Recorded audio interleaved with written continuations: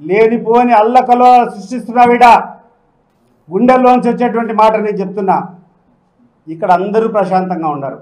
నువ్వు మాట్లాడుతున్నావు, మేము మాట్లాడుతున్నాం. నువ్వు ఫెయిల్ అయినావు, మా రెస్పాన్సిబిలిటీ మేము చెప్తున్నాం. రాజకీయం నువ్వు చేస్తున్నావు, నేను చేస్తాను. నాకు హక్కు లేదా? నాకు హక్కు లేదా రాజకీయం చేసేదానికి? నాకు నోరు లేదా? లేకుంటే నేను ఈ దేశంలో నాకు ఆ స్వేచ్ఛ లేదా? నువ్వు చేసిన తప్పులు ఎండగట్టడానికి. నీ తప్పులు ఎండగడితే నువ్వు కూర్చొని మీ వాళ్ళని కూర్చొని ఫిజికల్గా దాడి చేయమని చెప్తావా?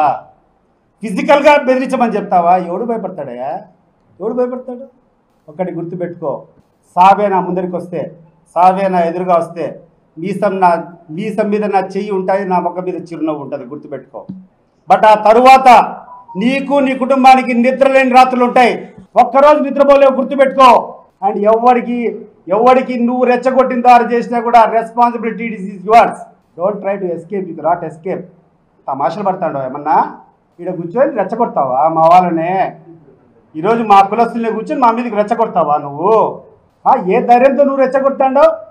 ఎవడో నీ ప్రాపకం కోసం వచ్చినాడని చెప్పి నీ దగ్గర 4 రోజులు ఏదైనా చిన్న చిన్న పనులు ఉంటాయని చేసుకోవాలి వస్తే నువ్వు ఫిజికల్గా మాట్లాడమని చెప్పి మాట్లాడతావా? చెయ్యి. ఫిజికల్గా నేను మాట్లాడినా రేపు దౌర్జన్యం చేస్తాను, ఇప్పుడు మాట్లాడతాను నీతో. చెయ్యి, నీకు ఏమేమి చేస్తావు నువ్వు చెయ్యి. But you will face the consequences. I'm warning you. You are not above Hitler, you are not above Saddam Hussein. గుర్తుపెట్టుకో. అది తమాషగా ఉందా నీకేమన్నా?